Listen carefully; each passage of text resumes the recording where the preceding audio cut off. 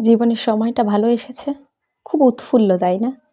তবে একটা কথা মনে রাখবেন, ভালো সময় যতই আসুক না কেন, সেই সময়টাকে উপভোগ করতে হয়। তবে তাকে ভুলে যাওয়া উচিত নয় যে এই ভালো সময়টা উপহার দিয়েছেন। জীবনে ভালো সময় যেমন আসে, ঠিক তেমনি সময়টা বদলেও যায়। খারাপ সময় আসতেও একটা সেকেন্ডও টাইম লাগে না। তাই সব সময় ভালো সময় আসার সময় যেরকম সেই রবকে স্মরণ করবেন যে আপনাকে এই ভালো সময়টা উপহার দিয়েছেন, ঠিক তেমনি যদি খারাপ সময় আসে সেই রবকে স্মরণ করুন যে আপনাকে এই খারাপ সময়টা উপহার দিয়েছেন। সে আপনার এই দুঃখগুলো অবশ্যই ঘুচিয়ে দেবেন। কাউকে মানিয়ে নেওয়ার আগে একটা জিনিস সবসময় খেয়াল রাখবেন, বিপরীত দিকের মানুষটা আপনার উপর রাগ করেছে, অভিমান করেছে, নাকি আপনার উপর বিরক্ত বোধ করছে। আসলে তাকে মানিয়ে নেওয়া যায় যে রাগ করে আর অভিমান করে, তবে তাকে মানানো যায় না যে আমাদের উপর বিরক্ত হয়ে যায়।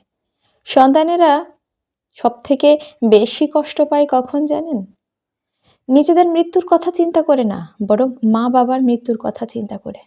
তারা এটা জানে যে একটা বাবা মা যদি সন্তানের মাথার উপরে না থাকে, তাহলে একটা সন্তানের ঠিক কতটা কষ্ট হয়। তারা এটা জানে একটা মা বাবার আশীর্বাদ যদি একটা সন্তানের উপর না থাকে, তাহলে সেই সন্তানের এই দুনিয়াতে জায়গা হয় না। মা বাবা পৃথিবীর শ্রেষ্ঠ সম্পদ।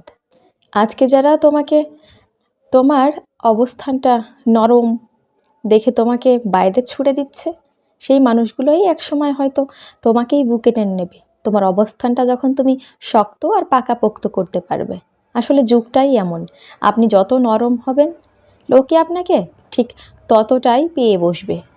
খারাপ সময় এসেছে ভেবে ভেবে খুব চিন্তিত, তাই না? একটা কথা মনে রাখবেন, উপরে একজন আছে, মহান আল্লাহ তাআলা, যে সব কিছু দেখছেন, সব কিছু জানেন। তিনি আমাদের জন্য অবশ্যই কিছু না কিছু ভেবে রেখেছেন। তাই যা হচ্ছে হতে দিন, আপনি শুধু ভালো আর সততার সঙ্গে দিন যাপন করুন, ইনশাআল্লাহ সব কিছু ভালো হবে। মাঝে মাঝে জীবনটাকে নতুন করে আবিষ্কার করার জন্য সব কিছু ছেড়ে একটু দূরে চলে যান। তখন বুঝতে পারবেন কারা আর কতটুকু আপনার জন্য চিন্তা করে, আপনি কাদের জন্য কতটুকু ইম্পর্ট্যান্ট, কাদের জন্য আপনি চিন্তা করেন, আর কারা আপনাকে নিয়ে ভাবে। আপনি নতুন করে আপনাকে খুঁজে পাবেন সবার মাঝে, হয়তো সেটা ভালোভাবে আর না হয়তো খারাপভাবে। লাইফে অনেকেই আসবে, অনেকেই যাবে। অনেকে থাকার প্রতিশ্রুতি দিবে, অনেকে আবার দুদিন থেকে চলে যাবে। অনেকে অমর সঙ্গী হওয়ার জন্য প্রতিশ্রুতি দিবে। তবে দিন শেষে আপনি একাই। মনে রাখবেন, সব সময় আপনি একাই দিন শেষে। প্রতিষ্ঠিত হলে সবাই পাশে থাকে, কিন্তু প্রতিষ্ঠিত হওয়ার আগে কেউ সাহায্য করে না। প্রতিষ্ঠিত হতে যে কতটা পরিশ্রম করতে হয় সেটা কেউ দেখে না, সেটা কেউ জানতেও চায় না। কিন্তু যদি লাইফে প্রতিষ্ঠিত হতে পারেন তাহলে আপনি ভালো, আর যদি ফেইলিউর হয়ে যান তাহলে আপনি সবার কাছেই খারাপ বলে বিবেচিত হবেন। আমার হাসি পায় সেই সমস্ত মানুষদের দেখে যারা বাইরে থেকে আমার সাথে আছে, আমার সঙ্গ দিচ্ছে, আমাকে খুব ভালো ভালো কথা বলছে, অথচ ভিতর থেকে আমার সম্পর্কেই নিন্দা রটাচ্ছে, কুৎসা রটাচ্ছে।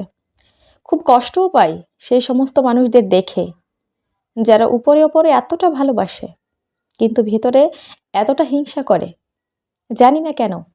তবে সেই সমস্ত মানুষদের উদ্দেশ্যে বলছি, আমি কখনোই কারো খারাপ চাই না, সব সময় চাই যেন সবাই খুব ভালো আর হাসি খুশি থাকে। নকল মানুষের মিষ্টি কথার থেকেও রাগী মানুষের রাগটা সহ্য করা ভালো। কেন জানেন? কারণ রাগী মানুষগুলো হঠাৎ করে হয়তো কোনো বিষয়ে আপনার উপর রেগে যাবে, কিন্তু যখন তার রাগটা কমে যাবে আপনি তার কাছে ক্ষমা চেয়ে নেবেন, বা তার রাগ যখন কমে যাবে সে আপনার কাছে ক্ষমা চেয়ে নেবে, ব্যাস, তাদের ওই বিষয়টা আর মনে থাকবে না। কিন্তু যে মানুষগুলো নকল, তারা সারা জীবন সবার সাথে এভাবেই এভাবেই নকল কাজ করে যায় এবং সবার সাথে ঠিক এইভাবেই কথা বলে যায়, কখনো কারোকে বুঝতে দেয় না যে তারা আসল নাকি নকল। সেই সমস্ত মানুষদের বোঝা খুব মুশকিল, যারা মুখে একরকম আর মনের ভিতরে আরেক রকম। ভালো মানুষের মুখোশের আড়ালে লুকিয়ে থাকে এই নকল মানুষের পোশাকগুলো, যাদেরকে খুব একটা দেখে চেনা যায় না। খুব মিশতে মিশতে সেই সমস্ত মানুষদের সঙ্গে তখন হয়তো বোঝা যায়, তবে এরা খুব চাটুরিকতার সাথে নিজেদেরকে সবার সাথে মানিয়ে নেয়। কিছু কিছু মানুষ এটা ভাবে যে হয়তো আমি তার সঙ্গে চালাকি করছি, বিপরীত দিকের মানুষটা সেটা বুঝতে পারছে না। কিন্তু সে এটা জানে না যে হয়তো বিপরীত দিকের মানুষটাও তার চালাকিটা বুঝতে পারছে, কিন্তু সে নিজেকে অনেক বেশি চালাক আর ধূর্ত মনে করে। অথচ সে ভেতর থেকে নিজেই বোকা, যে সে আরেকজনের চালাকিটা বুঝতেই পারে না। সে ধরতেই পারে না যে আমি যে তার সাথে চালাকি করছি সেটা অন্য কেউ বুঝে ফেলছে। আসলে সেই তো পৃথিবীর সব থেকে বড় বোকা, তাই না?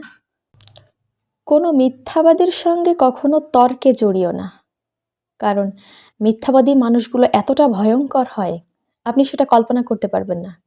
যদি তার সঙ্গে আপনার কোনো রকম ঝামেলা হয়, ঝগড়া হয়, তখন সে আপনার সম্পর্কে এত এত মিথ্যা কথা মানুষের কাছে বলে বেড়াবে, যেটা আপনি কখনো কল্পনাতেও আনতে পারেন না।